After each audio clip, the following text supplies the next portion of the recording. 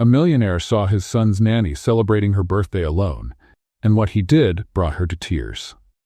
Before we start the story, tell us in the comments, what city are you watching from? And at the end, don't forget to rate this story from 0 to 10. Enjoy the story. Luna Parker placed the small cake on the kitchen table as if it were a treasure. It was just a bakery treat, the kind wrapped in cheap plastic, but to her, it meant the whole world.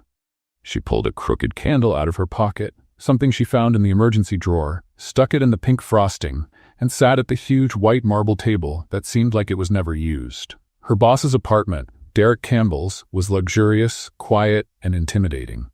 But that night, the kitchen felt like it was hers alone. She sighed, lit the candle with a borrowed lighter, and whispered, "Happy birthday, Luna. 28 years old." A crooked candle and not a single present. So glamorous, she closed her eyes, ready to make a wish. But before she could blow the candle out, a chill ran down her spine. A strange feeling, like someone was watching her. Slowly, she opened her eyes, and her heart nearly jumped out of her chest. There he was, standing in the kitchen doorway.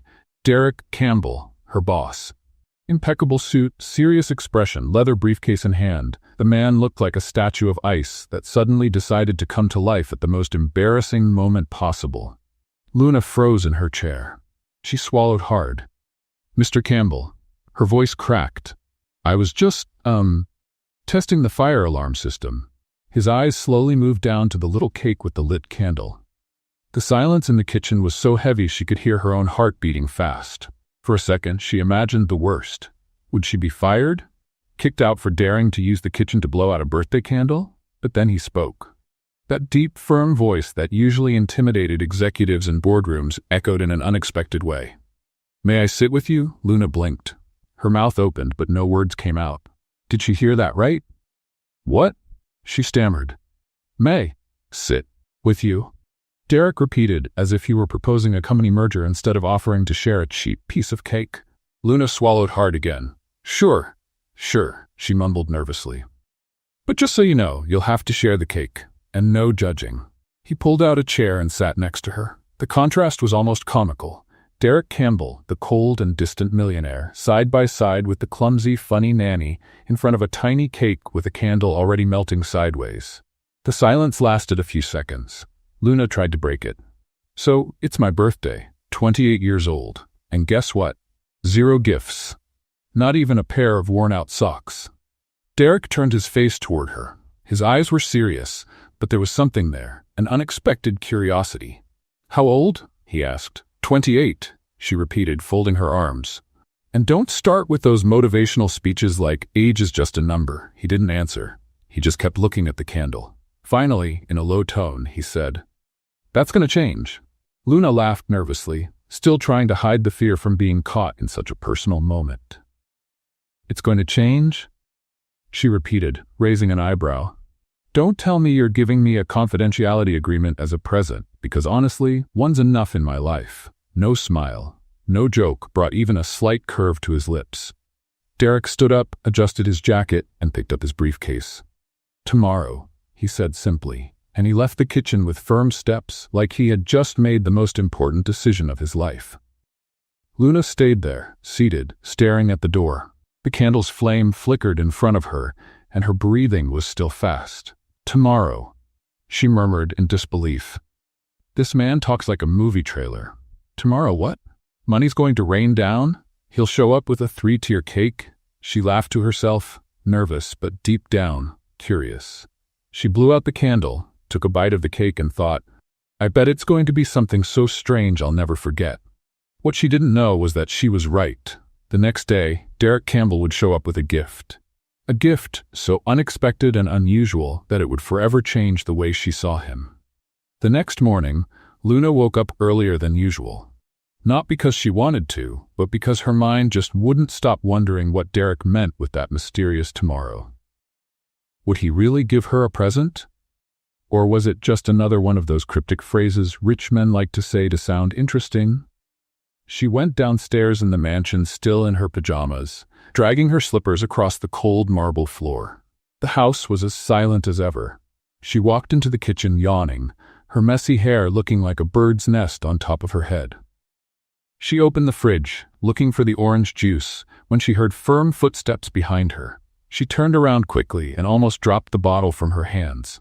Derek was standing there, impeccable gray suit, hair slicked back, standing tall, and in his hands, something small and green. Luna blinked several times, trying to make sense of what she was seeing. It was a tiny plant, a little succulent in a white pot, and worst of all, it had a huge, ridiculous blue ribbon tied around it, the kind that looked like it was made by a 5-year-old during arts and crafts. For a second, Luna was completely silent. Then, laughter burst out of her like a confetti bomb. Oh my goodness! Luna doubled over, holding her stomach as she laughed. Is this a birthday gift, or an offering for some secret millionaire ritual? Derek stood still, holding the plant with the same seriousness he'd used to sign a $1 million contract. His expression didn't change, but Luna could swear she saw a slight blush creeping up his cheeks. It's a gift, Derek said, handing the plant to her. Luna wiped the tears from laughing and gently took the pot, still grinning from ear to ear. Really? A succulent? With a blue bow that looks like it survived a hurricane? Derek adjusted his tie, clearly uncomfortable. He cleared his throat before answering. It was the only living thing I could find at the flower shop that was open at 7 in the morning, he admitted, avoiding her gaze. The clerk suggested roses, but I thought that was too much. Luna bit her lip to keep from laughing again. So you picked a plant that looks like a toy cactus. That totally makes sense. Succulents are resilient. Derek crossed his arms as if defending a business presentation. They don't need much water. They're practical. Wow. Luna pretended to be impressed. You really know how to make a woman feel special. Hey Luna, I brought you something that barely needs attention, just like you. Derek opened his mouth, clearly unsure how to respond. For the first time since Luna started working there, he looked completely lost. That's not what I meant, he murmured, rubbing the back of his neck. Luna set the plant on the counter and smiled, this time more warmly. I'm just teasing, she said, softening her tone. Actually, it's sweet, in a strange and totally you kind of way. But it's sweet. Derek finally looked at her. There was something different in his eyes. It wasn't the usual coldness or that calculated distance he kept from everyone. It was curiosity. Maybe even something more. Why did you do this? Luna asked, tilting her head. I mean, really, you barely talked to me except about Sam. And suddenly you show up with a gift. Derek hesitated. He opened his mouth, then closed it again. He seemed to be fighting an inner battle. I don't know, he finally admitted, voice quieter. Something about you is different. Luna felt her heart skip a beat. She wasn't expecting that, or the sincerity in his voice. Different how? She asked, trying to keep her tone light. Different like, she wears flamingo print slippers in my house, or different like, she's not afraid to mess with me? Derek almost smiled. Almost. Both. The silence that followed wasn't awkward. It was new, something Luna didn't quite know how to read. Derek cleared his throat and stepped back, like he suddenly remembered something important. I have to go. Meeting at 8, he said, returning to his usual professional tone. Of course. Luna nodded, still holding the pot. Thanks for the succulent. I'm going to name it Federico. Derek stopped at the door and turned slightly. Federico? Yes, he looks like a Federico. Serious, formal, but with a ridiculous bow that ruins everything. At this time, Derek actually smiled. It was quick, almost invisible, but Luna saw it, and it made her happier than she expected. He left the kitchen without another word, and Luna stood there, looking at the little plant like it was the most precious thing in the world. Well, Federico, looks like you and I are going to be great friends, she murmured, gently touching one of the leaves. She placed the pot on the kitchen windowsill, where the morning sun was gently shining. She was about to head upstairs to get Sam ready, when something on the floor caught her eye. It was a folder. Black leather, with the initials DC engraved in gold. Luna frowned. Derek must have dropped it without noticing. She picked it up to bring it to his office, but as she lifted it, a few papers slipped out. Oh no, she muttered, kneeling to gather them. Then her eyes landed on a specific document. The words at the top made her freeze. Petition for Shared Custody Modification, Samuel Derek Campbell. Luna read the title twice to make sure she was seeing it right. Shared custody? Sam? Her eyes moved quickly through the text. Names came up. Elizabeth Monroe, Sam's maternal grandmother. Legal arguments, phrases like emotional absence of the father and unsuitable environment for healthy child development. Luna's heart sank. Was Derek about to lose custody of Sam, or at least part of it? Suddenly, a lot of things started to make sense. Derek's constant tension, the way he avoided staying home too long, the way he sometimes looked at his son like he was afraid of doing something wrong. Luna quickly gathered the papers and put them back in the folder. Her hands were trembling slightly. She shouldn't have seen that. It wasn't her business. But now that she knew, she couldn't just forget it. She climbed the stairs, holding the folder tightly, her mind spinning in 1,000 directions. She knocked on Derek's office door, but there was no answer. He had already left. She placed the folder right in the center of his desk, where he would see it as soon as he came back. As she turned to leave, she looked out the office window. Down by the mansion entrance, Derek was getting into the black car. He looked tired. His shoulders slumped in a way she had never seen before. Luna sighed. "Something's going on here," she murmured to herself. "And I have a feeling things are about to get a lot more complicated." She left the office and gently closed the door. In the hallway, she heard Sam's voice calling from his room. "Luna? Luna, can you help me find my blue dinosaur?" She took a deep breath, pushing the troubling thoughts away, and put a smile back on her face. "Coming, Sam. I bet he's hiding under the bed again." But as she walked to the boy's room, the image of those documents wouldn't leave her mind. When she entered the room, Sam was on his knees, reaching under the bed with one arm stretched out. "He has to be here," Sam mumbled, his voice muffled. "I always leave him under my pillow, but he ran away again." Luna smiled and knelt down beside him. "Dinosaurs don't run away, Sam. They don't have fast legs. Yours probably got stuck somewhere." After a few minutes of searching, Luna found the toy wedged between the headboard and the wall. "Found the runaway," she announced, lifting the blue dinosaur like it was a trophy. Sam jumped with joy and hugged the toy to his chest. "Thanks, Luna. You're the best." She ruffled his hair gently. "Of course I am. Now go brush your teeth and get changed. We're doing something fun today." "What is it?" Sam's eyes lit up. "It's a surprise, but it involves paint, paper, and a lot of mess." Sam ran to the bathroom, excited. Luna stayed there for a moment, looking around the room. It was perfectly neat, full of expensive educational toys. But something was missing. It lacked life. It lacked mess. It lacked the presence of a father. She sighed, remembering the papers again. Derek was fighting to keep his son close, and Sam probably didn't even know. Luna made a decision right then. She wasn't going to say anything about what she had seen. It wasn't the time. But she would do everything she could to show that this house, no matter how cold it looked, had love. And that Derek, no matter how distant he seemed, deserved a chance. Later, in the living room, Luna spread large sheets of paper on the floor, along with jars of paint in every color. Sam was already wearing an old t-shirt, ready for the mess.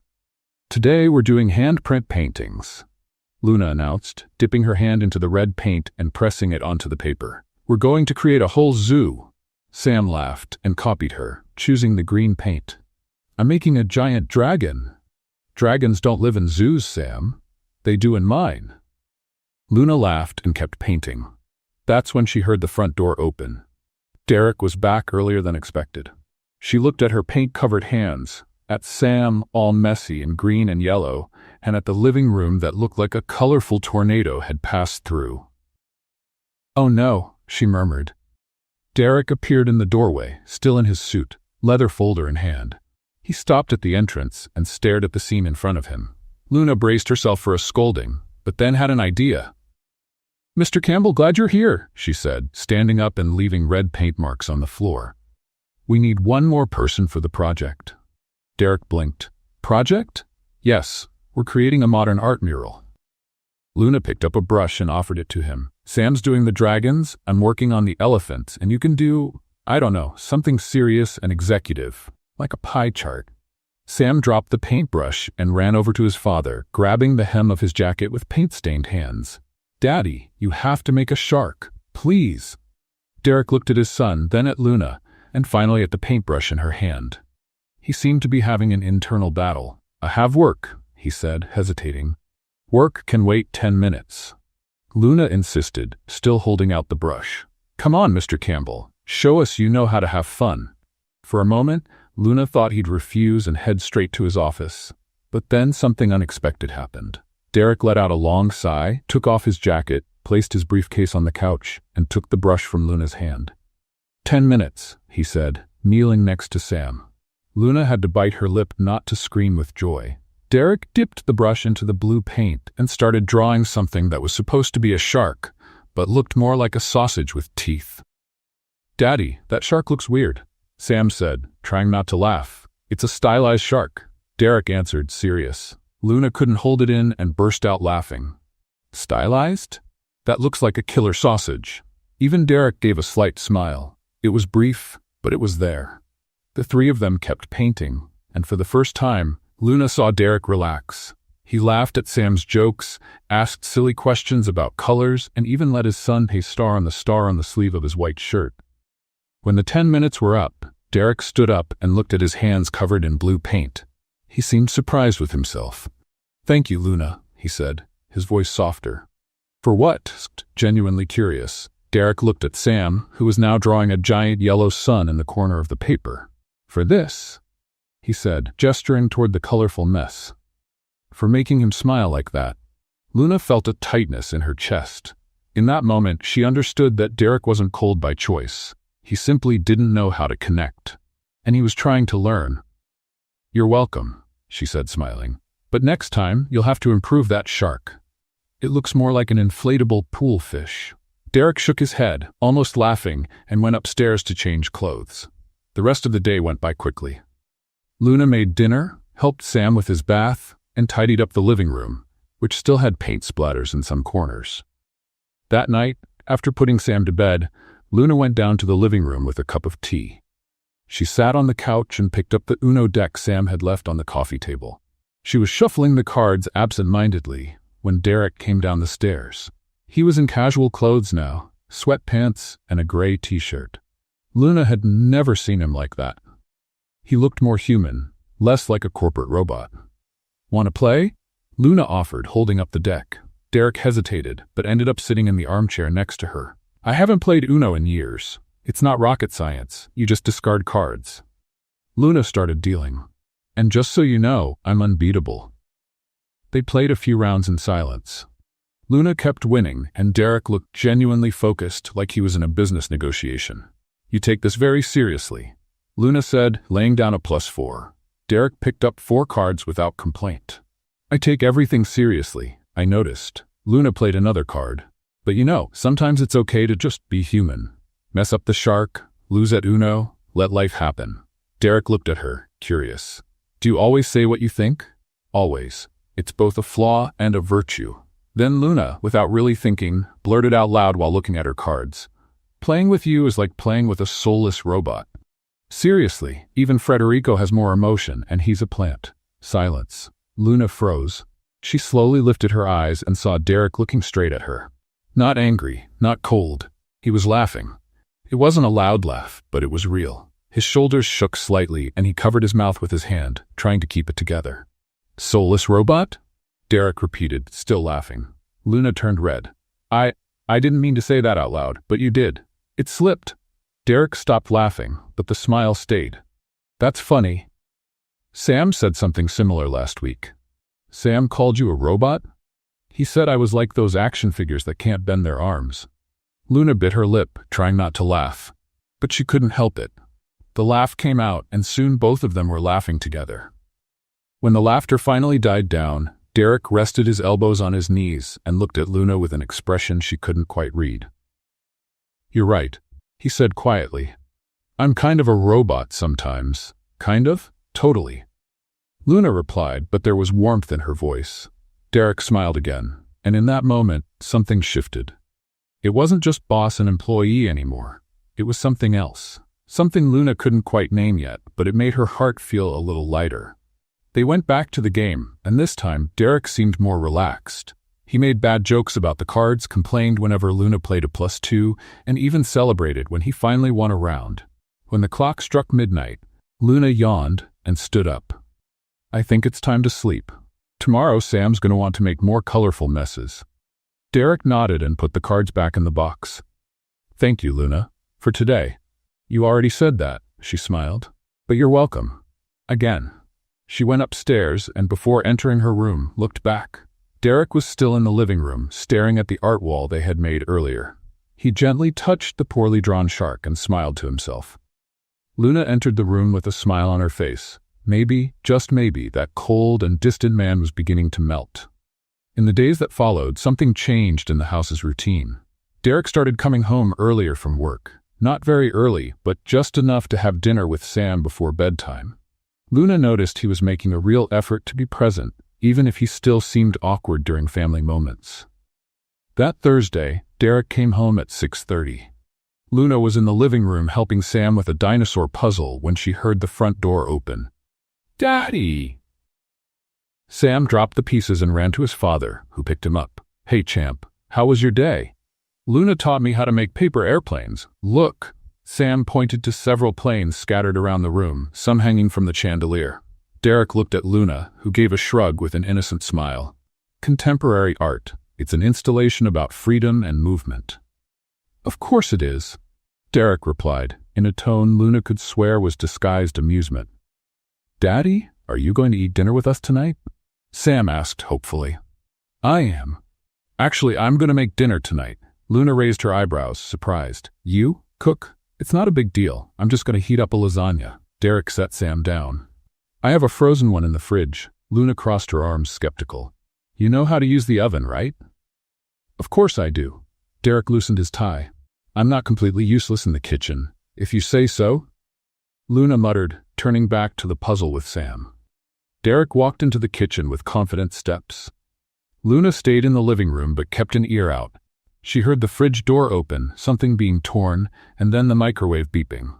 A few minutes later, she heard Derek mumble something unclear. Then more beeping.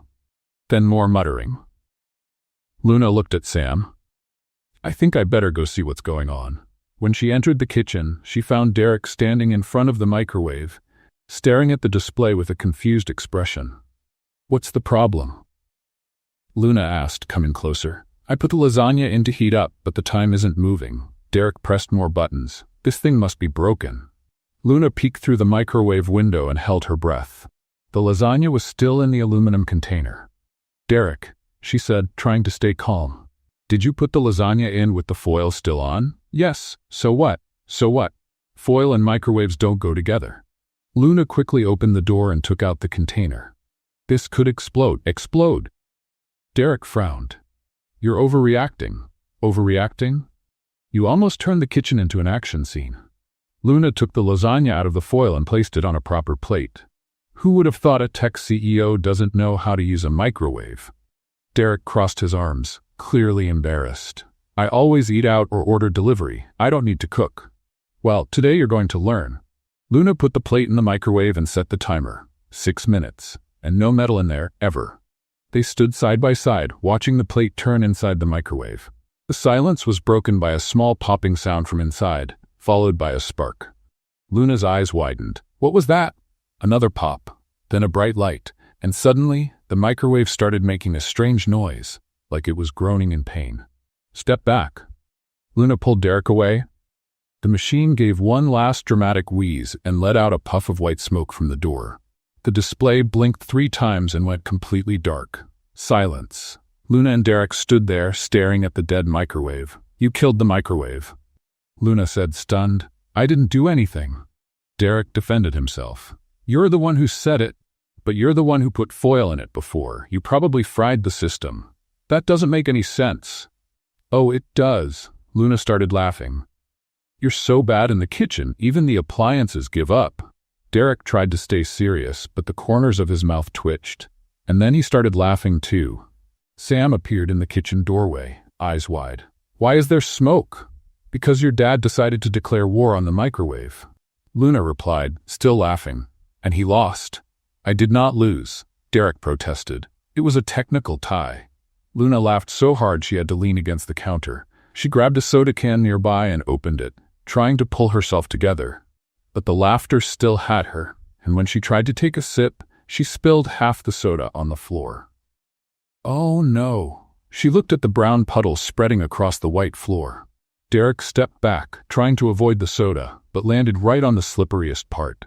His feet slid forward, arms flailing in the air for balance, and he fell flat on his back with a thud. Luna dropped the can and ran to help him. "Are you okay?" "Let me help you." She reached out to him, but as she pulled, her own feet slipped on the soda. Luna lost her balance and fell backward, landing next to Derek with another thud. They both lay on the kitchen floor, staring at the ceiling. Sam appeared above them, looking down. "Are you guys okay?" Luna turned her head toward Derek. He did the same. Their eyes met, and for a second they just looked at each other. Then Luna started to laugh. A quiet laugh at first, growing louder until it filled the whole kitchen. Derek tried to hold it back, but it was impossible. He laughed too. A genuine, full laugh that Luna had never heard from him before. "We're pathetic," Luna said between laughs. "Completely," Derek agreed, running a hand over his face. Sam, not quite understanding what was going on, started laughing too and threw himself down between them. "This is fun," the boy shouted. The three of them stayed there, lying on the sticky soda-covered floor, laughing like it was the most natural thing in the world. When they finally managed to get up, Luna grabbed a dish towel and started cleaning up the mess. Derek helped, still smiling. "I think we'll have to order pizza," he said, tossing some paper towels into the trash. "Good idea. And this time, let me make the call." "I don't trust you around appliances anymore." They ordered pepperoni pizza and grape soda. While they waited for the delivery, Luna set the table and Sam picked out an animated movie for them to watch afterward. When the pizza arrived, the three of them sat at the table. Derek served the slices, Luna poured the drinks, and Sam couldn't stop talking about the paper airplanes he had made. Everything was calm and cozy, until Sam, with his mouth full of pizza, asked a completely unexpected question. "Daddy, could you and Luna get married?" Luna choked on her soda. She started coughing, eyes watery. Derek froze. The slice of pizza stuck halfway to his mouth. "What?" Luna managed to say between coughs. Sam looked at them both with pure innocence. "Married, like in the movies. Then Luna could live here forever and we'd be a real family." Derek slowly put the pizza back on his plate, as if a sudden movement might break the moment. "Sam, that's not—" he began, but didn't know how to finish. Luna wiped her mouth with a napkin, still catching her breath. "Sam, I already live here," she said, trying to keep the tone light. "We don't have to get married for that. But it'd be cooler if you were really my mom." The boy insisted, his eyes shining. "You make funny pancakes and play with me, and you make Dad laugh." The silence at the table was deafening. Luna looked at Derek, who was staring at his plate like the answer to all life's problems was hidden somewhere between the cheese and the tomato sauce. "Sam," Luna said gently, "your dad and I, we're just—" she searched for the right words. "We're friends. He's my boss. I take care of you." "It's different." "But you laugh together." Sam argued with the simple logic of a child. "And you both fell on the floor today, and last night you played Uno until late. That's family stuff." Derek finally looked up and met Luna's eyes. There was something in his gaze that she couldn't quite read. Confusion, fear, hope. "Sam, finish your pizza."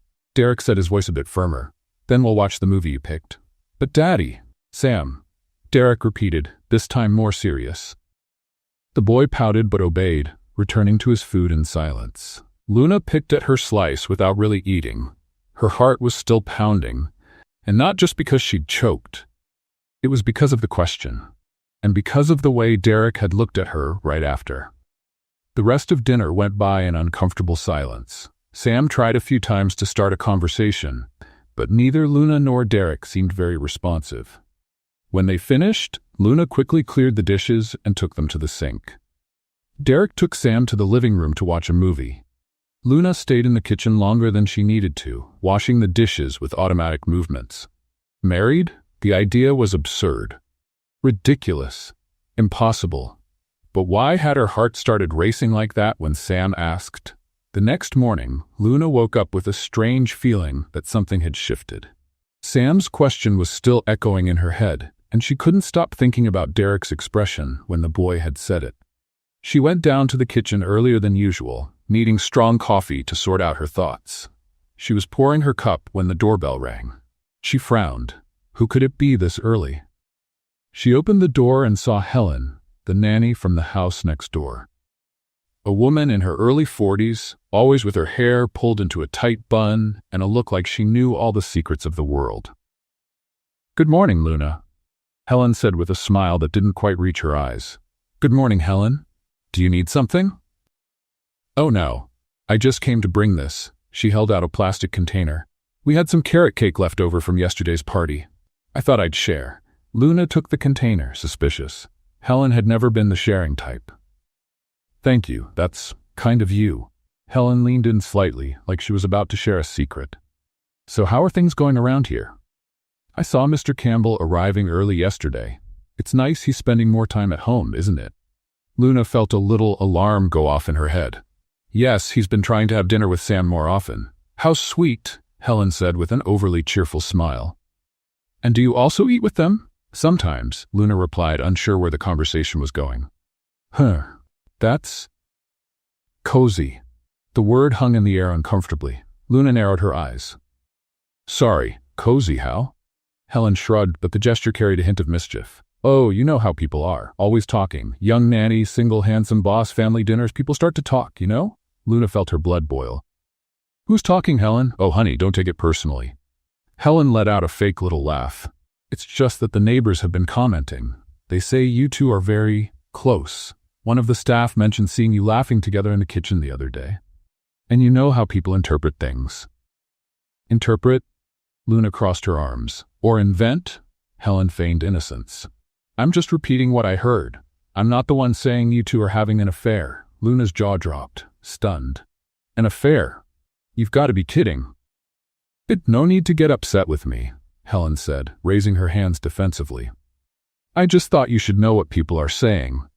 After all, reputation is everything, right?" And with that, Helen turned and walked away, leaving Luna standing at the door with the cake container in her hands and fury rising in her chest. She shut the door harder than she meant to and went back to the kitchen, taking deep breaths. She set the container on the counter with so much force it nearly cracked. "Gossip queen," she muttered. "She has to make things up where there's nothing." But the seed of doubt had been planted. Were other people thinking the same thing? Did Derek know about the rumors? When Derek came down for breakfast, Luna was still upset. He noticed right away. "Is something wrong?" he asked, pouring himself some coffee. Luna crossed her arms. "Did you know the neighbors think we're having an affair?" Derek froze with the cup in midair. "What?" "Helen, the nanny next door, came over to let me know the people in the neighborhood have been talking. They say we're too close." Derek calmly set his cup down on the counter. "And does it bother you what they say?" "Of course it does," Luna exclaimed. "My reputation is on the line. People are going to think I'm the kind of person who gets involved with her boss." Derek looked at her with his usual serious expression. "But you're not involved. I know that, you know that, but apparently no one else does." "Luna," Derek said firmly, "ignore it. Bored people make up stories. Don't give it any weight." "Easy for you to say," Luna muttered. "You're the rich boss. I'm just the nanny. Guess who's going to come out looking like the villain in this story?" Derek sighed but didn't respond. He grabbed his briefcase and headed for the door. "I'm going to work. Try not to let it get to you." "Sure, it's not bothering me at all," Luna said sarcastically, but he was already gone. The day dragged on. Luna tried to distract herself by playing with Sam, but the conversation with Helen still bothered her. How could people be so petty? That evening, after dinner, Sam asked if they could play something fun. Luna suggested charades, and the boy loved the idea. "I'll go first," Sam shouted, jumping with excitement. He pretended to be a lion, then an airplane, and finally a robot, which made Luna laugh, because the robot was clearly an imitation of his own father. Derek walked into the room in the middle of the game, and to Luna's surprise, he sat on the couch to watch. "Dad, now it's your turn." Sam held out the paper with the word to Derek. "Sam, I don't. Please." Derek sighed, but took the paper. He read the word and frowned. "How do I do this? No talking, just act it out." Sam laughed. Derek stood up and started miming. He made gestures with his hands, pointed at himself, then at Luna, and finally made a heart shape in the air. Luna's eyes widened. "Marriage?" Derek froze. Sam clapped his hands. "You got it! It was marriage!" Luna felt her face grow warm.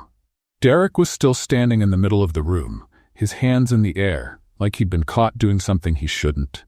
My turn. Luna stood up quickly, trying to hide her embarrassment. She picked a paper and read, marriage. Of course. The universe was clearly conspiring against her. She took a deep breath and began acting it out. She made the gesture of putting on a veil, then walking down an aisle, and then holding an invisible bouquet. Sam shouted the answer, but Luna kept going. She looked at Derek and, without really thinking, mimed placing a ring on his finger. Derek stared at her, his eyes locked on hers for a little too long. Then, as if in a trance, he stepped forward. Luna stepped forward too. Their hearts were pounding in sync. His face was close. Too close. Dad! Luna! Are you really gonna kiss? Sam shouted, excited. The boy's voice broke the moment. Derek stepped back at once, like he'd been shocked.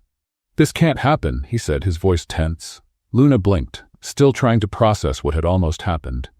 Then anger took over. Fine, she said, crossing her arms, because I don't want anything to do with a suit-wearing iceberg anyway. Derek clenched his jaw. Luna? No, really. You're right. It would be ridiculous. She turned to Sam, forcing a smile. Sam, how about we keep playing, just the two of us? Your dad has important, cold-hearted things to do. Luna, that's immature. Derek said. Immature? Luna spun around. Immature is almost kissing me and then acting like I've got some contagious disease. I wasn't going to kiss you. Oh, come on, you were 2 inches away. You stepped forward, so did you. Sam looked back and forth between them like he was watching a tennis match. Derek ran a hand through his hair, frustrated. This is exactly the kind of thing that can't happen. You heard the rumors today. Imagine if... If what? If someone found out you almost kissed the nanny? Luna snapped, her voice dripping with sarcasm. Relax, Mr. Campbell. Your secret's safe with me. Heaven forbid a man like you stoops so low. That's not what this is about. Then what is it about? Derek opened his mouth, but no words came out. He looked at Sam, who was staring wide-eyed, then back at Luna. I have to work. And he left the room, leaving Luna standing there, bat shaking with anger. And something else she didn't want to admit. Sam tugged on her sleeve. Luna, why did you two fight? She took a deep breath and knelt beside him. Grown-ups can be complicated, Sam, but it's okay. Want to keep playing? But it wasn't okay. And Luna knew it. The next few days were strange. Derek practically vanished. He left the house before Luna woke up and came back after Sam was already asleep. When he needed to talk to her, he sent short, professional text messages. No more chats in the kitchen, no more family dinners, nothing. Luna tried not to care. After all, she was just the nanny. She had no right to miss him. But she did, and that only made her more upset. On Wednesday morning, Luna was in the kitchen making coffee when she heard footsteps on the stairs. Derek came down wearing a navy blue suit, his tie perfectly straight, hair neat. He looked even more distant than in the past few days. He walked into the kitchen without looking at her, went straight to the coffee machine, and grabbed a mug. Luna bit her lip. The silence was unbearable. She held the coffee pot and turned to pour herself a cup when her elbow hit the handle of Derek's mug, which was sitting at the edge of the counter. The mug tipped. Hot coffee spilled directly onto his dress shoe. Derek jumped back, but it was too late. The brown liquid ran down the black leather. Seriously? He looked at Luna in disbelief. It was an accident, Luna said, but it didn't come out very convincingly. An accident? Derek grabbed a towel and started drying his shoe. You bumped it on purpose. I did not. Luna crossed her arms. It's not my fault you leave things on the edge of the counter. The cup wasn't near the edge. Yes, it was. It was about to fall. Luna, I know the difference between an accident and acting out. Acting out? Luna felt her anger rising. I'm not 5 years old, Derek. Then stop acting like it. Me? You're the one who's been avoiding me for the past 3 days like I'm a ghost. Derek threw the dish towel on the counter. I've been busy. I have a company to run. Of course you do. You always do. Luna rolled her eyes. But before, you used to make it home in time to have dinner with your son. Now, not even that. It's none of your business how I manage my time. It is when I'm the one who has to comfort Sam every night when he asks why his dad isn't home. Derek opened his mouth to reply, but closed it again. He grabbed his briefcase and headed toward the door. I have to go, he said, his voice cold. Of course you do. Luna muttered, loud enough for him to hear. Run away. It's what you do best. Derek stopped at the door. He turned slowly. What did you say? Luna stared at him, her eyes shining with frustration. You heard me. Every time things get hard, you run. You throw yourself into work, hide behind the company, pretend nothing happened. But you know what? That won't make your problems disappear. The silence that followed was heavy. Derek looked at her for a long moment, his jaw tight, his dark eyes impossible to read. You don't know anything about me, he finally said and walked out. Luna was left alone in the kitchen, her heart racing, her hands shaking. Had she gone too far? Probably, but so had he. Ignoring her like that, avoiding his own home because of one stupid almost kiss. The rest of the day dragged on.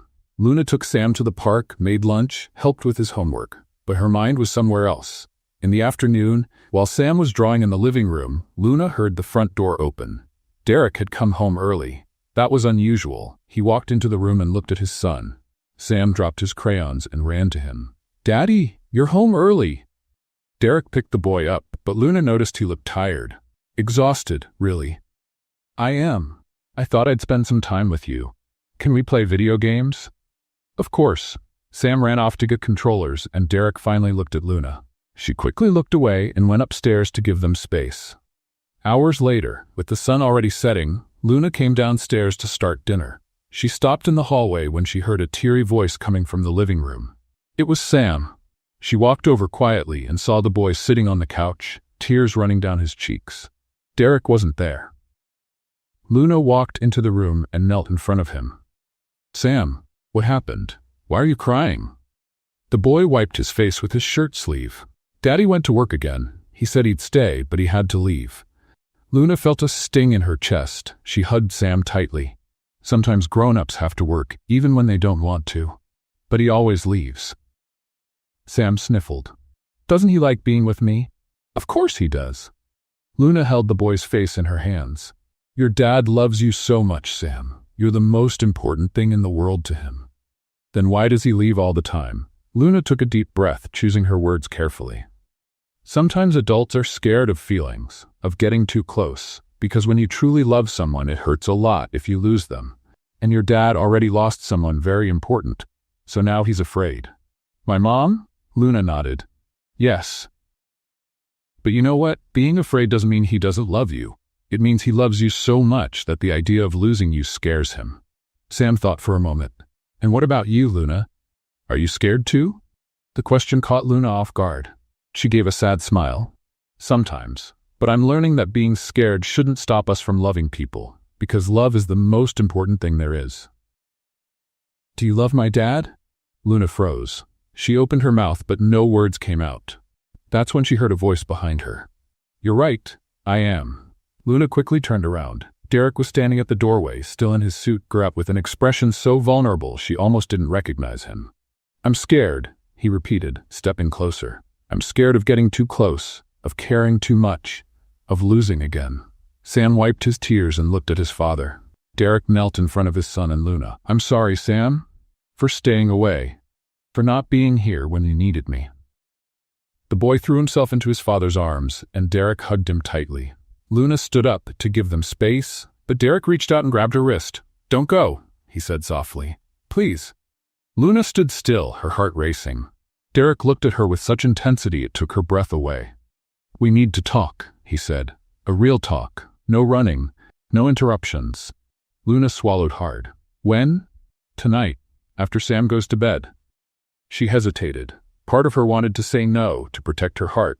But the other part, the part that missed his laughter, the silly moments in the kitchen, the looks that lasted longer than they should, that part wanted to hear what he had to say.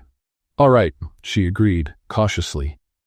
After Sam finally fell asleep, Luna came downstairs with her heart beating faster than she'd like to admit. She found Derek in the living room, sitting on the couch, hands clasped together, elbows resting on his knees. He was staring at the floor like he was trying to gather courage. Luna stopped at the doorway, arms crossed in a defensive posture. So, she said, breaking the silence. Is this the part where you give me a corporate speech about professional boundaries? Derek lifted his head and almost smiled. No, I just want to stop running. Luna sat down in the armchair across from him, keeping a safe distance. She waited. Derek took a deep breath before starting. I'm not good at this. talking about feelings, about what's going on in here. He touched his chest. But I promised I'd try. He paused, searching for the right words. Being a single dad is hard, harder than I thought. Some days I look at Sam and wonder if I'm doing anything right, if I'm the father he deserves, or if I'm just failing. Luna opened her mouth to speak, but Derek raised his hand. Let me finish, please. She nodded. When my wife died, I had no idea how to handle it. She was the one who held everything together. I was the work guy, the meetings guy, the contracts guy. She was the heart of the home. And when she was gone, I panicked. Suddenly, I had a 2-year-old and no idea how to be both mom and dad. His voice trembled slightly, but he kept going. Her parents started questioning everything. Said I wasn't around enough. That Sam needed more than I could give. And the hardest part was, they were right. I wasn't there. I buried myself in work because that was the only thing I knew how to do. The only place I didn't feel completely lost. Luna felt a tightness in her chest. She had never seen Derek this vulnerable. I built walls, Derek admitted. Big, thick ones. Because if I didn't let anyone in, I wouldn't have to feel the pain of losing someone again. And it worked. For 3 years it worked. Until you showed up. Luna felt her face warm. You came into my house with your flamingo slippers, your bad jokes, your dinosaur-shaped pancakes, and suddenly Sam was smiling again, laughing, being a kid, and I realized the house wasn't just a house anymore, it was a home. Derek finally looked her in the eye. And that scared me, because the more I saw you with him, the more I started seeing you differently, not as the nanny, as something more. And I can't. Because if I let that happen and it goes wrong, it's not just me who gets hurt. Sam does too. Luna stayed quiet for a moment, letting it all sink in. Then, to Derek's surprise, she let out a small laugh. Wow, you're human, she said with a crooked smile.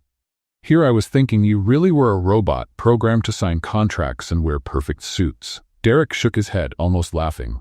You never take anything seriously, do you? That's not it. Luna sighed, the smile fading. It's just, I use humor to keep from crying, you know? Because if I stop and think about things too much, it all gets too heavy. She looked down at her hands. I get you. More than you think. Derek waited, sensing it was her turn now. Luna took a deep breath. My dad always said I'd never be good enough for anything. That I was too loud, too clumsy, too much of a dreamer. He wanted me to be a lawyer or a doctor or anything that would impress his friends. But I just wanted to be happy. And that was never enough for him. Her voice grew softer. My mom was different.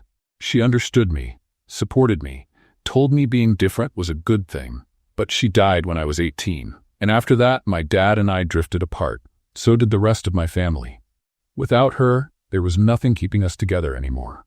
Luna quickly wiped her eyes. So I came to New York. I started working as a nanny, because taking care of kids makes me feel like I'm doing something that matters, something meaningful, even if my dad never thought it was anything to be proud of. She looked at Derek. And then I met you too. You and Sam. And for the first time in years, I felt like I was part of something, part of a family. Even if it wasn't really mine. The silence that followed was full of emotion. Derek leaned forward and, without realizing it, took Luna's hand. She looked at their hands, surprised. He didn't seem to notice what he'd done. He was too focused on her eyes. You're good enough, Luna, he said, his voice firm. More than good enough. You're amazing. And anyone who doesn't see that is blind. Luna felt her heart race. Derek's hand was warm, steady, holding hers like it was the most natural thing in the world. And he wasn't letting go. She looked at him. Derek looked back. The space between them suddenly felt smaller. Or maybe it had always been small, and they were just now noticing. Derek leaned in slightly. Luna did too. The air was heavy with anticipation. Luna? Sam's voice echoed from upstairs. Luna, where are you? They pulled apart instantly as if they'd been caught doing something wrong. Derek let go of her hand, and Luna felt the cold right away. Quick footsteps came down the stairs. Sam appeared in the room, holding his blue dinosaur. Luna, I can't sleep. Rex is scared of the dark. Luna smiled, trying to steady her breathing. Is Rex scared, or are you? Sam frowned. Okay, it's me. But will you come upstairs with me? Of course. Luna stood, but Sam looked at her hands and his father's. Were you two holding hands? The boy asked, his eyes lighting up. Luna blushed. No, I was just adjusting his watch. The watch is on his wrist, not in his hand, Sam pointed out with that perfect child logic. Derek cleared his throat. Sam, shouldn't you be in bed? Are you two getting married? Sam ignored his father's question. Because Lily from school says grown-ups only hold hands when they're going to get married. Sam, that's not how it works, Luna tried to explain, but you were really close, just like in the movies right before the kiss. Derek covered his face with his hand, clearly embarrassed. Sam, upstairs. Now, but I just want to know if… Upstairs, Derek repeated, though there was a slight smile on his face. Sam pouted but obeyed. Luna followed him, still feeling the warmth of Derek's hand in hers. In the bedroom, she helped Sam get settled, tucked him in and sat beside him. Luna, Sam whispered. Do you like my dad? Luna hesitated. Your dad is a good man. That's not what I asked. The kid was too smart for his own good. Sleep, Sam. Luna kissed his forehead. We'll talk tomorrow. You always say that. And I always stall, I know, she smiled. But some things are just too complicated to explain. Sam closed his eyes but mumbled before falling asleep. I think you and Dad should be together. You're both happy when you're near each other. Luna stayed a few more minutes, waiting for him to fall completely asleep. When she finally came downstairs, Derek was still in the living room, waiting. Is he asleep? He asked. He is, and he questioned me about you on the way up. Derek smiled. He's persistent. Yeah, takes after his dad. They stood there for a moment, unsure of what to say. So much had happened that night. So much had been revealed. The next morning, after everyone had finished breakfast, the doorbell rang. Derek and Luna looked toward the door. Who would be ringing at this hour? Derek walked over and opened it. A woman in a business suit stood outside, holding a folder, with a professional look on her face. Mr. Campbell? She asked. I'm Jennifer Hayes, county social worker. I'm here for a follow-up visit regarding the shared custody case for minor Samuel Campbell. Derek froze. Luna felt her stomach twist. The social worker gave a polite smile. I know it's early, but would it be all right to come in? This won't take long. Derek opened the door fully, trying to stay composed. Of course. Come in, he said, his voice tight. Jennifer Hayes stepped into the house with measured steps, her eyes scanning the space with professional attention. Luna, who had been in the living room, quickly stood, smoothing her blouse out of pure nerves. Good morning, the social worker greeted. You must be the nanny, correct? Luna Parker. She held out her hand. Nice to meet you. Jennifer shook her hand politely and took a notepad from her folder. As I told Mr. Campbell, this is just a routine check. Nothing to worry about. We just want to make sure Samuel is in a healthy environment, and a loud shriek cut her off. Everyone turned toward the stairs. Sam came running down, completely naked, wearing only underwear on his head like a hat. I'm Super Sam, the boy shouted, arms out like he was flying. And I'm here to save the world from clothes. Luna's eyes widened. Derek froze. Jennifer Hayes blinked several times, as if trying to process what she was seeing. Sam, Derek said, his voice slightly louder than usual. Go get dressed right now. But I'm hot, Sam protested, stopping right in front of the social worker. Who are you? Jennifer opened her mouth, but Luna was quicker. She ran over to Sam, pulled off her hoodie, leaving just her undershirt, and wrapped the boy in it. Come on, champ, time to get dressed, she said, lifting him up in her arms. Super Sam needs a proper uniform. But Luna… No buts, she was already climbing the stairs with him. And take off those underpants from your head before they turn into a permanent hat. Derek rubbed his face and took a deep breath. When he looked at Jennifer, her expression was hard to read. Sorry, Derek said. He's going through a creative phase. Children are unpredictable, Jennifer replied, jotting something down in her notepad. It comes with the territory. Luna came back a few minutes later with Sam now dressed in a dinosaur t-shirt and shorts. He still looked a bit disappointed that he'd lost his chance to be naked Super Sam. All set, Luna announced. Wardrobe crisis resolved. Then she looked down and noticed it. Her white t-shirt had a huge red pizza sauce stain right in the middle, from breakfast. Bright red and impossible to miss. Oh, perfect, she muttered to herself. Just what I needed to look even more professional. Jennifer glanced at the stain but didn't say a word. She just made another note. Derek noticed Luna's discomfort and quickly tried to shift the focus. Shall we sit down? He offered, gesturing toward the couch. Of course, Jennifer sat gracefully, crossing her legs. Luna sat next to Sam, who immediately climbed into her lap. Derek remained standing, posture stiff like he was in a business meeting. "So, Mr. Campbell," Jennifer began, "how have things been going? Is Sam settled into the routine?" "Yes, very well," Derek replied, voice formal. "He goes to school every day, does his activities, has a regular schedule." Jennifer looked at Sam. "And you, Sam? Do you like living here with your dad?" Sam nodded, hugging his dinosaur to his chest. "Yes, Luna makes funny pancakes. And Daddy plays video games with me now." Jennifer smiled and wrote something else down. "And does Luna live here with you?" "No," Derek answered quickly. "She has a room upstairs, but it's just to make work easier. She looks after Sam while I'm at the office." "I see." Jennifer looked at Luna. "And how is it working here, Miss Parker?" Luna felt everyone's eyes on her. She took a deep breath and tried to sound confident. "It's good. Sam is a wonderful child, and Mr. Campbell is a devoted father." "Devoted?" Jennifer repeated. "Can you elaborate?" Luna glanced at Derek, who looked tense. "He works a lot, that's true. But whenever he can, he's here. He eats dinner with Sam, plays with him, stays involved in his life. He's learning how to balance everything." Jennifer took more notes. The silence in the room felt heavy. "Mr. Campbell," Jennifer finally said, "I'm here because the Monroe family requested a custody reassessment. They claim you don't have enough time to properly care for Samuel, and that he would be better off in their care." Derek clenched his jaw. "With all due respect, they're wrong. I understand your position," Jennifer continued, "but I need to make an objective evaluation. That's why I'm here, to see how Samuel is actually living." She looked around. The house was fairly tidy. There were toys scattered around, but it wasn't messy. It looked lived in, like a real home. "May I ask Sam a few questions?" Jennifer asked. "Alone?" Derek hesitated but nodded. Luna set Sam down and whispered in his ear, "Just tell the truth, okay?" Sam nodded and followed Jennifer into the kitchen. Once they were alone, Luna turned to Derek. "You didn't tell me you were having custody issues." Derek sighed and sat down on the couch. "I didn't want to worry you, and I didn't think it was that serious. But my wife's mother, Elizabeth, has always believed I wasn't enough as a father. She wants Sam. She thinks she can give him a better life." Luna felt a tightness in her chest. "Can she?" "What?" Derek looked at her surprised. "Can she give him a better life?" Derek was quiet for a moment. "Financially? Yes. Emotionally? Maybe. She has time.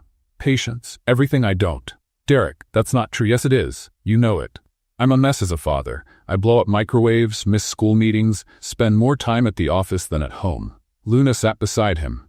"But you're trying, and that matters. Sam knows you love him." Derek looked at her, eyes tired. "Does that matter to a judge?" Before Luna could answer, Jennifer and Sam came back. The boy ran to his dad and climbed into his lap. Jennifer looked at them both, then at Luna, and finally made one last note. "It seems your son is doing well, Mr. Campbell," she said, closing her notepad. "And surrounded by a lot of love." Derek let out a relieved breath. "Thank you." Jennifer stood up. "I'll write my report and send it to the court. But I can say the home is in order, Sam is happy and healthy, and it's clear there are people here who care about him." She looked at Luna. "Especially you, Miss Parker. Your care for this family is obvious." Luna felt her face grow warm.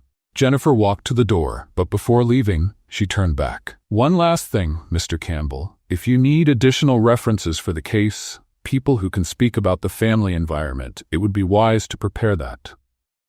And with that, she left. Derek stood still, processing everything. After a few seconds, he looked at Luna. "Luna, I need to ask you something." She waited. "Would you be willing to be a formal reference in the case, to testify about what things are like here? About how Sam's doing?" Luna blinked, surprised. "You want me to go to court?" "Yes, if it comes to that. You spend more time with him than anyone else. You see everything. The judge needs to hear that." Luna looked at Sam, who was playing on the floor with his dinosaur. Then she looked back at Derek.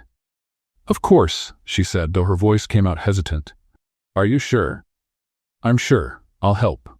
But even as she said it, her eyes showed doubt, because testifying meant getting even more involved. It meant making a commitment, and part of her was afraid of what that might mean for her own heart. 3 days after the social worker's visit, life in the house seemed to have gone back to normal. Or almost. Luna noticed Derek was more tense. checking his phone constantly, like he was expecting bad news at any moment. That Saturday morning, Luna was in the kitchen with Derek and Sam, the three of them making pancakes. But not just any pancakes. These were artistic pancakes. "Mine's going to be a unicorn," Sam announced, pouring the batter into the pan in a completely random shape. "That looks more like a slug with a horn," Luna joked, laughing. "And yours is better?" Sam pointed at Luna's pancake, which was supposed to be a cat but looked more like a deformed alien. Derek was trying to make a perfect circle, but the batter kept running off to the sides, forming something that looked like an amoeba. "Mr. Campbell, your cooking skills are as impressive as ever," Luna teased. "At least mine won't give anyone nightmares," he replied, glancing at Luna's alien cat. The three of them were laughing when the doorbell rang. Derek frowned and went to answer it. When he opened the door, he froze. Elizabeth. Luna, who was flipping a pancake, paused mid-motion. Elizabeth, his mother-in-law, a well-dressed woman in her 60s, entered the house. Perfectly styled gray hair, expensive but modest clothing, upright posture. She looked around with sharp eyes. "Derek," she greeted him in a formal tone. "I hope I'm not intruding." "No, of course not," Derek replied, clearly lying. "What brings you here?" "I spoke to the social worker," Elizabeth said, walking toward the kitchen. "She mentioned that Sam is doing well. I wanted to see for myself." As she entered the kitchen, she stopped. Sam had flour on his face, Luna was holding a spatula dripping batter, and Derek had a chocolate syrup stain on his shirt. "Grandma?" Sam ran over and hugged her legs. Elizabeth smiled, but it was a tight smile. She patted her grandson's head. "Hello, dear. What are you making?" "Unicorn pancakes." Sam showed her his creation in the skillet. Elizabeth looked at Luna, examining her from head to toe. "You must be the nanny." "Luna Parker," she said, reaching out her hand, trying to wipe off some flour first. "Nice to meet you, Mrs. Monroe." Elizabeth shook her hand briefly, without much enthusiasm. "I've heard a lot about you from the social worker." Her tone was neutral, but Luna felt there was something behind the words.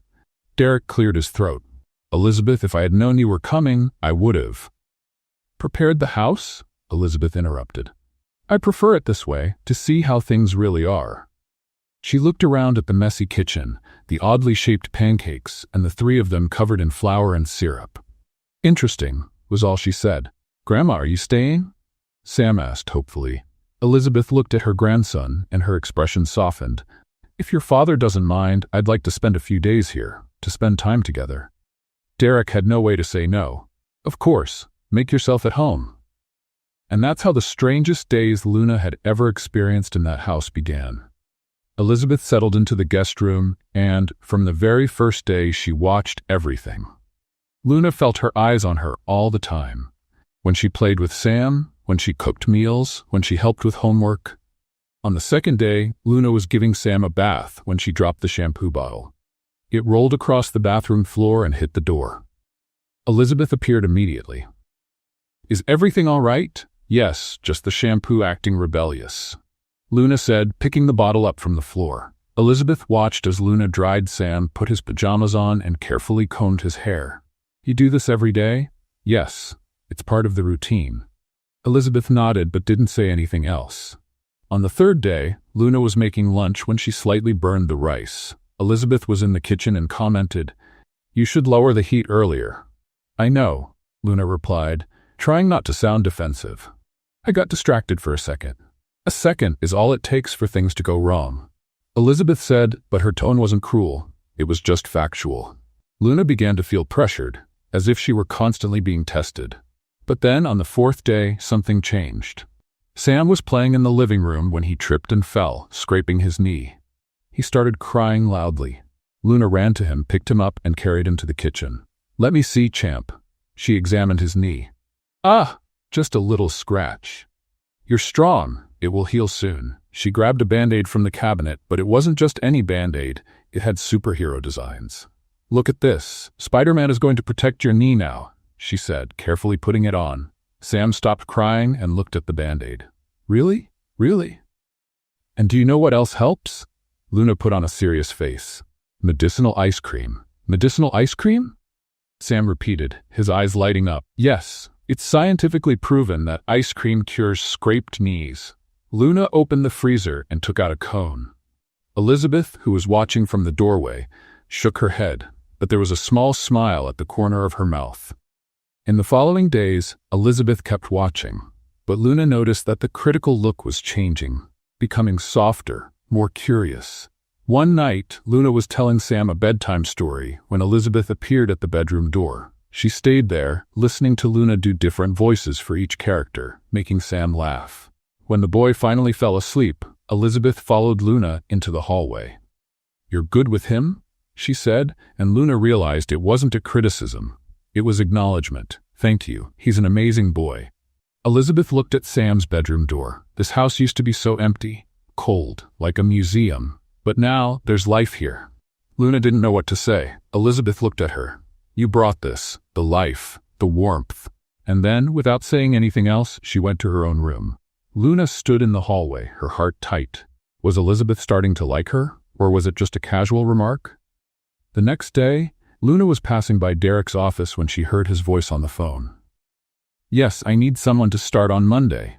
A housekeeper, to prepare breakfast and organize the house. Can you send the resume?" Luna stopped. Her stomach turned. A housekeeper? To make breakfast? But she was the one who made breakfast every day. She was the one who made the pancakes, the eggs, the coffee. She was the one who set the table. And now he was going to hire someone to do her job? Luna walked into the office without knocking. Derek quickly hung up the phone. "Luna, a housekeeper?" She interrupted him, her voice trembling. "You're going to hire a housekeeper?" Derek sighed. "It's necessary. With Elizabeth here and with the custody process, I need to show that the house is in order, that it has a professional structure." "Professional structure?" Luna felt her anger rising. "I'm not enough structure? This isn't about you." "Of course it is." Luna crossed her arms. "You're replacing me, putting every piece in the right place. The housekeeper takes care of the house and the breakfast, and I always take care of Sam and the breakfast he loves. Now I won't even make his breakfast? I'll just be another disposable employee in a few days?" "Luna, you're overreacting." "I'm not. You're trying to formalize everything. Put me in a box. But I'm not a decorative piece, nor a stepping stone for a lonely millionaire." Derek stood up from his chair. "You know that's not it." "Then what is it?" They stood face to face, their breathing fast, the tension filling all the space between them. And then Derek kissed her. It wasn't gentle. It wasn't planned. It was pure impulse, need, frustration turned into something else. Luna was surprised for a second, but then she kissed him back, her hands clutching his shoulders. When they finally pulled apart, both were out of breath. "Luna, Derek began, but she kissed him again, and this time they didn't stop. That night, they crossed a line they shouldn't have crossed. The next morning, Luna woke up in Derek's room. The daylight streamed through the window, and the reality of what had happened hit her like a bucket of cold water. Derek was sitting on the edge of the bed, already dressed, his head in his hands. "Derek?" Luna called, pulling the sheet around her. He didn't turn. This was a mistake. The words hit her like a punch. "What?" Derek finally looked at her, but there was distance in his eyes. "Elizabeth is here. The custody case is moving forward. If she finds out I'm having a romance with the nanny, I'll lose Sam." Luna felt the tears burning. "So that's all this was? A mistake?" "Luna, please try to understand." "Oh, I understand perfectly." She stood up, grabbing her clothes. "You want me to forget everything and just go back to being the professional nanny?" "Yes," Derek said, and that word hurt more than Luna expected. She walked out of the room, murmuring to herself, "If only he had said we should wait until the custody was official, I would have understood. But calling it a mistake, that's too much." The next day, Luna couldn't take it anymore. She went upstairs to her room and started packing. That's when Sam came in. "Luna, what are you doing?" She stopped, hands trembling. "Sam, The boy saw the open suitcase, and his eyes filled with tears. "You're leaving?" His voice cracked. "Sam, don't go, Luna." He ran to her and hugged her, crying, "Please, I love you. I want you to be my new mommy." Luna felt her heart break into 1,000 pieces. She got down on her knees and hugged him. "Sam, I love you too. But sometimes things don't work out the way we want." "But why?" He sobbed. "Because..." Luna didn't have an answer. "I have to go, but I'll visit you all the time. I promise." But even as she said it, she knew it was a lie. because staying close to that family after everything would be far too painful. Luna quickly wiped away her tears and let go of Sam. "It's going to be okay, champ," she said, trying to smile. "You're strong, and your dad loves you very much." "But I want you here," Sam insisted, clinging to her shirt. Luna looked at the boy and felt her chest tighten even more. How do you explain to a 5-year-old that the adult world is far too complicated? That sometimes love isn't enough? That's when she heard footsteps in the hallway. She turned and saw Elizabeth standing in the doorway, watching the scene with a serious expression. "Sam, sweetheart," Elizabeth said softly, "can you go downstairs and get me some juice?" Sam hesitated, looking from Luna to his grandmother. "But I'll talk to Luna, I promise," Elizabeth assured him. Reluctantly, Sam left the room, still sniffling. Once they were alone, Elizabeth stepped in and closed the door behind her. "So you're really leaving?" It wasn't a question. Luna went back to packing, avoiding the woman's eyes.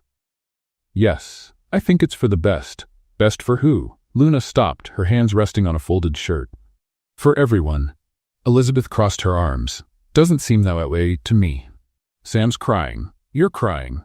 And I'm sure Derek, wherever he is, isn't doing well either." "Derek's fine," Luna replied, her voice sharper than she meant. "He made it very clear I'm just the nanny, nothing more." Elizabeth was quiet for a moment, watching Luna. "Do you love him?" The question caught Luna off guard. She opened her mouth, but no words came out. "It's a simple question," Elizabeth pressed. "It's not for lack of love," Luna finally said, closing the suitcase. "It's for personal reasons, complicated ones, and I'd rather not get into them." She picked up the suitcase and walked toward the door, but Elizabeth didn't move. "You changed this house. When I arrived, I expected to find a cold museum like it always was. But instead, I found life, laughter, love, and all of that is because of you." Luna felt the tears return. "Elizabeth, please, don't make this harder. Sam needs you," Elizabeth continued. "And whether you admit it or not, Derek needs you too." Luna shook her head and walked past her, heading down the stairs with the heavy suitcase. Sam was in the front hall, the juice forgotten in his hand, his eyes red. "Luna," she knelt down and kissed his forehead. "Be a good boy, okay? And take care of your dad." She stood quickly before her courage faded and opened the door. That's when she heard Elizabeth picking up the phone. The woman dialed a number with quick, firm fingers. But Luna didn't stop. She stepped out the door, dragging the suitcase down the steps. "Derek?" Elizabeth's voice echoed through the hall. "You need to come home right now." "No, Sam's fine," she continued. "But Luna's leaving. And you're a fool if you let the woman you love walk out like this." "Yes," I said, "the woman you love. The woman who changed your home. The woman who gives love to your son. The woman who made you human again." There was a pause. "I don't care if you have a meeting. Cancel it," Elizabeth said firmly. "Because if you're not here in the next 10 minutes, you'll lose her. And this time, it'll be your fault." She hung up the phone and looked toward the door. But Luna was already gone. Luna walked down the street without looking back, tears streaming down her face. She had no car, nowhere to go right away. So she did the only thing she could, walked to the nearest bus stop and sat on the bench. The suitcase sat beside her. Luna hugged her knees and cried. She cried for Sam. She cried for Derek. She cried for herself and for the foolishness of falling in love with someone who couldn't love her back. She didn't know how much time had passed when she heard footsteps running. She looked up and saw Derek. He had no jacket on, his tie was crooked, and his hair was a mess, like he had run the whole way. "Luna," he panted, trying to catch his breath. She quickly wiped her face and looked away.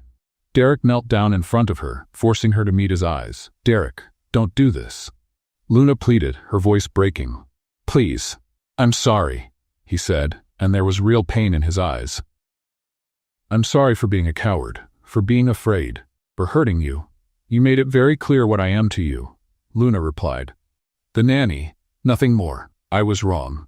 Derek held her hands. "I was so afraid of losing Sam, of losing the case, that I forgot what really matters." Luna tried to pull her hands away, but he didn't let go. "What matters is that you make me want to be better."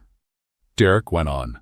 "You reminded me how to laugh, how to be present, how to have a real family, not just a house full of expensive furniture." "But your mother-in-law," Elizabeth called me. Derek interrupted. "And do you know what she said? That I'm an idiot." And she's right, Luna let out a weak laugh, still crying. At least we agree on that. Derek smiled gently. Luna, I don't want you to be my son's nanny, he said, and Luna felt her heart tighten again. I want you to be part of our family, for real, not as an employee, as the woman I love.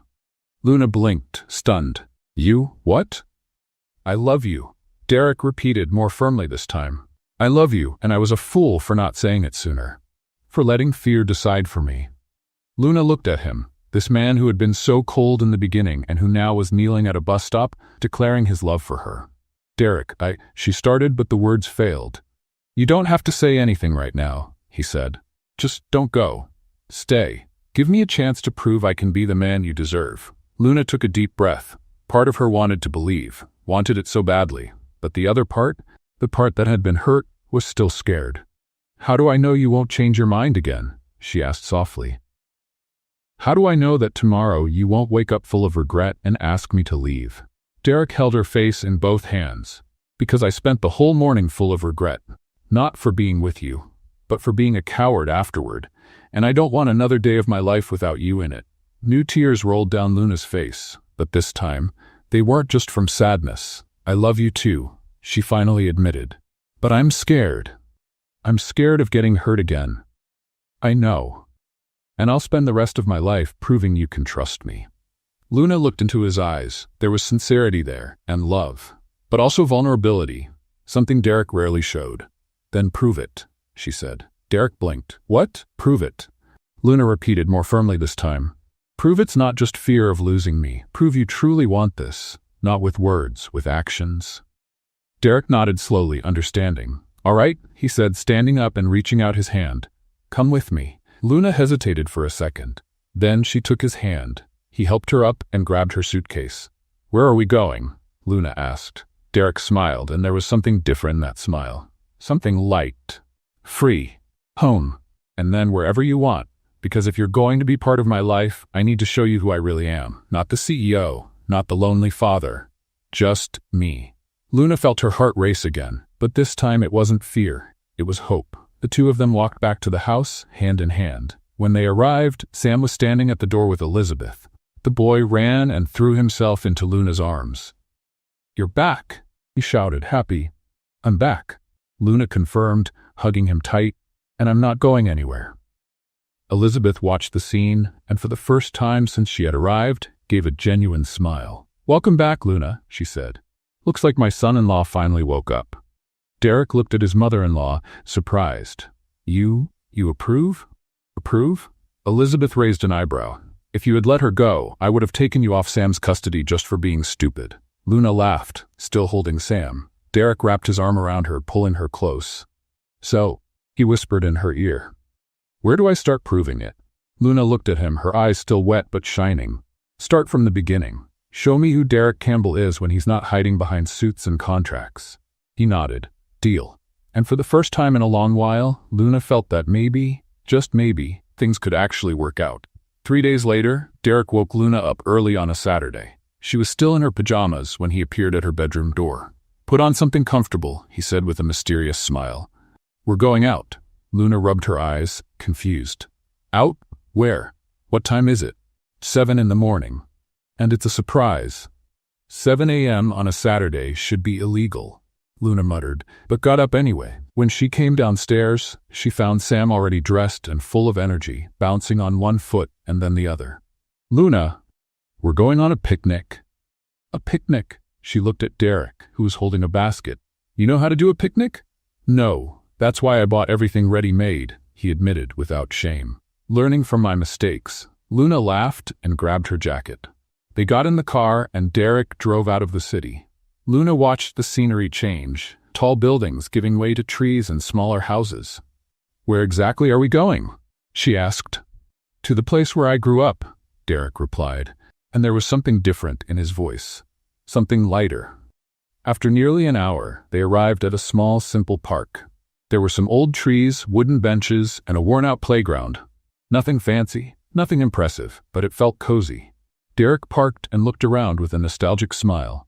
I spent every summer of my childhood here, he said, getting out of the car. Sam ran to the playground, and Luna walked alongside Derek. I didn't picture you as a public park kid, she said. I wasn't always a suit-wearing CEO, Derek smiled. Believe it or not, I was once a kid who climbed trees and came home covered in scrapes. They found a nice spot under a big tree and spread out the blanket on the ground. Derek opened the basket and pulled out sandwiches, fruit, juice, and even some cookies. Impressive, Luna said. Not a single microwave exploded in the making of this picnic. That's because I didn't make anything, Derek replied, laughing. I just bought it all. As they ate, Derek pulled out his phone and started showing Luna old photos. One of him at about 8 years old, smiling with a missing front tooth. Look at this. Luna laughed. You were adorable. What happened? I got serious, Derek made a face. And I lost that tooth in a fight over a swing. You fought over a swing? It was the best swing in the park. Totally worth it. Luna laughed so hard she almost choked on her juice. It was the first time she had ever seen Derek so relaxed, so human. He showed her more photos. His parents, who had already passed away. The simple house where he grew up. His childhood friends. Everything changed when I went to college, Derek said, putting his phone away. I started working hard, climbing the ladder. And somewhere along the way, I forgot about this part of me. The part that just wanted to be happy. Luna held his hand. You can have both, you know? Success and happiness. I know that now. You reminded me. Sam came running back, sweaty and smiling. Dad, Luna, let's play something. What do you want to play? Derek asked. Uno. Luna looked at Derek in surprise. You brought Uno to a picnic? Of course. He pulled the deck from his backpack.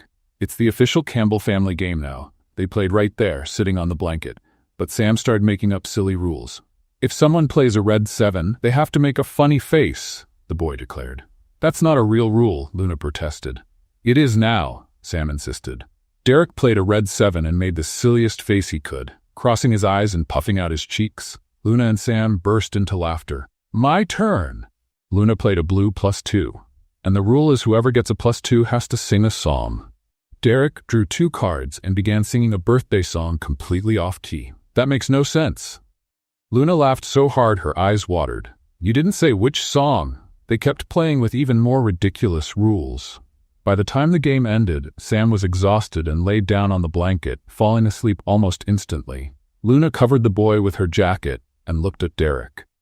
Thank you for today, she said softly, for showing me this side of you. Derek stayed quiet for a moment, just looking at her. Then suddenly he knelt down in front of Luna. Her eyes widened. Derek, what are you? Relax, he raised his hands. It's not what you're thinking. Not yet. Luna let out the breath she'd been holding. Then what is it? Derek took her hands in his. Luna Parker, you walked into my life wearing flamingo slippers and your wild, wonderful way of being. You turned my house into a home. You made my son smile again, and you taught me it's okay not to be perfect. Luna felt her eyes fill with tears. I'm not asking you to marry me right now, Derek continued. Because I want to do it the right way, at the right time. But I do want to ask you something. What is it? Derek smiled. Can I be your partner in this crazy life? Luna blinked, surprised, and then she started laughing. Not a nervous laugh, it was genuine, happy, full of love. Seriously? She said between laughs. You got down on one knee to ask if you can be my partner? Yes, Derek said, smiling too. It matters to me. Luna wiped her tears from laughing and held his face in both hands. Only if you promise me one thing. What's that? That you will never, ever, under any circumstances, try to cook again. Derek laughed out loud. I promise. I solemnly swear I'll never go near an oven or microwave without supervision. Then yes, Luna said, pulling him closer. You can be my partner in this crazy life. They kissed there, under the tree, with Sam sleeping beside them and the afternoon sun warming everything around them. When they pulled apart, Derek rested his forehead against hers. I love you, Luna Parker. I love you too, Derek Campbell, even if you're terrible in the kitchen. He laughed and pulled her into a tight hug. And in that moment, in the simple park where Derek had grown up, far from suits and meetings, he finally felt whole. 1 year later, Luna woke up on her birthday, expecting another ordinary day. She went downstairs in her pajamas, yawning, with Federico, the little succulent Derek had given her a year ago, now grown and thriving in a bigger pot by the kitchen window. The house was oddly quiet. Derek had left early for a meeting, or at least that's what he said. Sam was at school. Luna sighed. At least she wouldn't be alone tonight. She made coffee and sat at the table, thinking back to last year's birthday. The lonely little cupcake, the crooked candle, Derek showing up unexpectedly. How much had changed since then? She was lost in thought when she heard a noise from the living room. She frowned and went to check it out. As she stepped into the room, the lights came on all at once. Surprise! Luna jumped, putting a hand over her chest. Derek and Sam were standing there, covered in flour, with a lopsided cake on the table and balloons hanging haphazardly around the room. "You," Luna started, but couldn't finish the sentence. "We made a cake," Sam shouted, excited. "Well, we tried." Luna looked at the cake. It was a leaning tower of batter, covered in pink frosting that dripped down the sides. Random candles were stuck all over it, some crooked, some lying on the cake itself. "This is the ugliest thing I've ever seen," Luna said, then burst out laughing. "And it's perfect." Derek smiled, flour in his hair and a streak of frosting on his face. "I know I promised never to cook again, but technically Sam was supervising." "I helped," Sam confirmed proudly. "I cracked the eggs and dropped half the shells in," Derek added. "But we fished them all out, I think." Luna crossed her arms, trying not to laugh even more. "So there's a chance I'll chip a tooth on an eggshell?" "A small one," Derek admitted. "Very small." Luna shook her head and walked over to them, hugging them both. "Thank you. You two are crazy." "We learned from the best," Derek said, kissing the top of her head. They sang Happy Birthday, with Sam purposely singing off-key to make Luna laugh.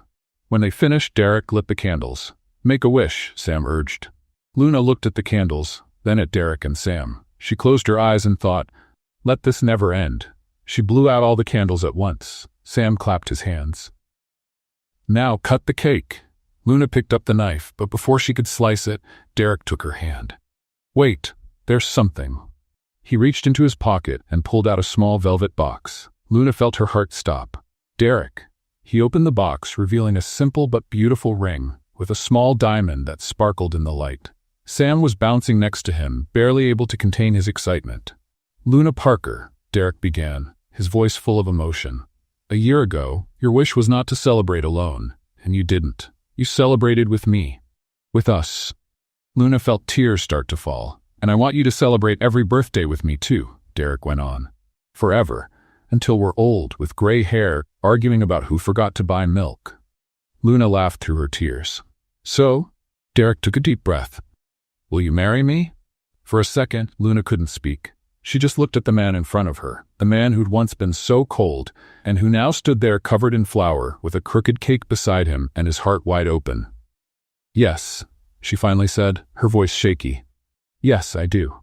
Derek slid the ring onto her finger and pulled her into a kiss full of love, of promises, of a future. Sam cheered with joy and jumped on top of them, making all three fall into a messy hug. When they pulled apart, Luna had flour on her face and chocolate syrup on her shirt. Derek wasn't in better shape, now with frosting in his hair. "We're a mess," Luna said, laughing. "The best mess in the world," Derek agreed. Sam tugged at Luna's sleeve. "So now, can I be the ring bearer at the wedding?" Luna and Derek looked at each other and laughed. "Of course you can," Luna assured him. "You're going to be the cutest ring bearer ever." "I'm going to practice," Sam declared. "I'll walk really slow and won't drop the rings." Derek tousled his son's hair. "You'll be perfect, champ." 3 months later, on a sunny spring morning, Luna was in a room getting ready for the wedding. Elizabeth was adjusting her veil with care. "You look beautiful, dear," the woman said, eyes misty. "Thank you, Elizabeth." Luna held her hand. "For everything, for believing in me, for not letting Derek lose me." Elizabeth smiled. "You saved my family, Luna. You brought life where there was only coldness. I should be thanking you." A soft knock on the door interrupted them. Sam walked in, wearing a little suit and holding the ring pillow like it was the most precious treasure in the world. "Luna, you look like a princess." "And you look like a prince." She knelt down to his level. "Ready?" "Yes, I practiced last night." "Watch." Sam walked slowly across the room in exaggerated slow motion. Luna and Elizabeth laughed. "Perfect." Luna approved. The music started. It was time. Luna walked down the aisle to the garden where the ceremony would take place. There were flowers everywhere. Friends and family seated. but she only had eyes for Derek. He stood at the altar in a gray suit, eyes fixed on her. And when their eyes met, he smiled. That smile Luna had grown to love, the one that didn't appear often but meant more than 1,000 words. Sam walked ahead of her, holding the pillow with all the seriousness of an adult, but tripped over his own foot and almost dropped the rings. He caught them just in time and looked back with a relieved smile. The guests laughed, and Sam continued his triumphant walk. When Luna reached the altar, Derek took her hand. "You look beautiful," he whispered. "You too, and no flower this time." He chuckled quietly. The ceremony was short but emotional. They exchanged vows, promising love, partnership, patience with Derek's cooking attempts, and lots of dinosaur-shaped pancakes. When the priest said, "You may kiss the bride," Derek pulled her close and kissed her with all the love he had kept inside for so long. The guests applauded. Sam shouted, "Yay!" from the crowd. Elizabeth discreetly wiped away tears. At the reception, Luna and Derek danced their first dance. It wasn't perfect. He stepped on her foot twice, but it was theirs. Real. Honest. "So, Mrs. Campbell," Derek said as they twirled. "How do you feel?" "Like I hit the jackpot," Luna replied. "But like the life jackpot, not the money one, because you already hit that before meeting me," Derek laughed. "I hit the real jackpot when you walked into my life with those ridiculous flip-flops." "Hey, don't talk bad about my flamingos. Never. I love them, just like I love you." Luna rested her head on his shoulder. "I love you too. Forever." And there, in the middle of the celebration, surrounded by people who loved them, Luna knew this was just the beginning. The beginning of a life full of laughter, messes, lopsided pancakes, made-up Uno rules, and love. So much love. What did you think of Luna and Derek's story? Leave your thoughts in the comments. Rate this story from 0 to 10. What's your score? Don't forget to subscribe and click the bell to keep up with all our stories, and check out more emotional tales right here on the end screen.